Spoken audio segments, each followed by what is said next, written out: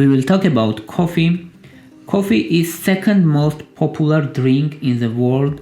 First is tea and second is coffee. Previously, coffee was recognized as carcinogen because there were studies according to them it increased the risk of bladder cancer. But after some time there was many studies and concluded that coffee itself is not carcinogenic, but the method of roasting coffee and smoking coffee creates acrylamides and is carcinogen and is well-known carcinogen. So coffee was removed from list of carcinogens. Now let's say what we know about safety and health effects of coffee. We have several large-scale studies and meta-analyses about coffee, and most important one is it decreases all causes mortality around 3%. It's very important study because it means if person regularly drinks coffee, it decreases all causes mortality, so it positively affects person's lifespan. Also, it reduces cardiovascular disease risk around 5%, decreases diabetes risk around 6%, decreases Parkinson's disease around 29%. It considered a very important improvement in case of Parkinson's disease. And what is explanation of these effects?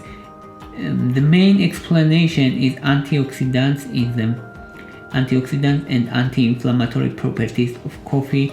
It contains lots of antioxidants, and we have these effects of cardiovascular disease and decreased risk of diabetes, and it has neuroprotective function of Parkinson's disease. Now let's say what is considered normal and what is optimal amount of coffee to intake daily. It's around 4 to 5 cups per day. If person intakes 4 to 5 cups of day during the day, it's optimal amount and optimal quantity.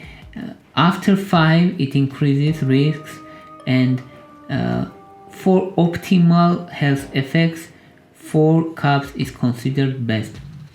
Now let's say about coffee and cancer effects, because it's very important, and we have huge meta-analysis.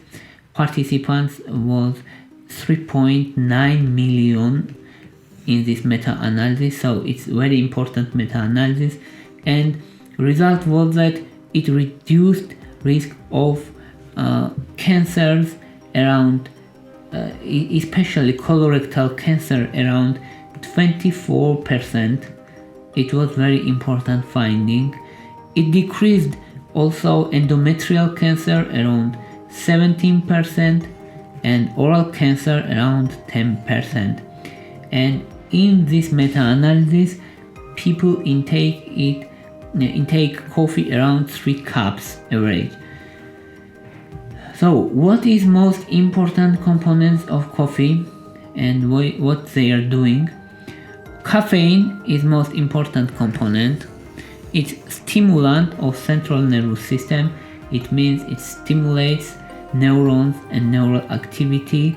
It improves mood, it improves metabolism, and also coffee is high in antioxidants, and these anti-cancer actions is because of antioxidant. Also, coffee contains trigonelline, which is responsible of its bitter taste, and it also antioxidant property and some anti-cancer property also, and anti-inflammatory properties. Now let's say about adverse effects and side effects of coffee. Coffee has some side effects.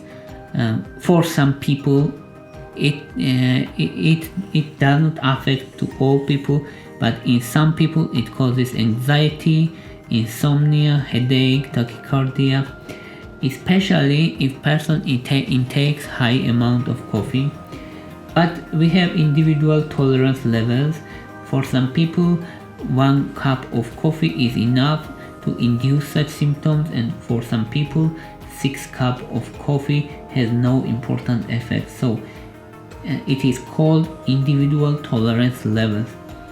And acrylamide formation is important part also during roasting, and if you drinking whole coffee, meaning for example Turkish coffee, unfiltered coffee, it contains acrylamides, which is created during roasting process, and it is well-known carcinogen. So filtering coffee is important. Even paper filters are enough to filter coffee, and it decreases importantly acrylamide levels. Also, coffee contains deterpents, which are known to increase LDL level, and LDL is known as bad cholesterol. So acrylamides and deterpents are responsible on negative effect of coffee. But if we summarize, it's recognized, and there is almost agreement among scientific levels that coffee has more beneficial effect than health risks. So yes, it contains some negative components like acrylamides and deterpents, but its health benefits is more stronger. And many coffees also contains additives like sugars, milk, and caramel and chocolate, and they carries additional risks independent from coffee, of course, but we still should consider these risks. For example, sugar is unhealthy, of course. That's why black coffee without sugar, without caramel, without milk is recommended for health benefits. That's all I wanted to say. Thank you for your interest. Thank you for your watching. If you like my videos, please thumbs up. If you like my channel, please subscribe. Thank you very much. Bye for now.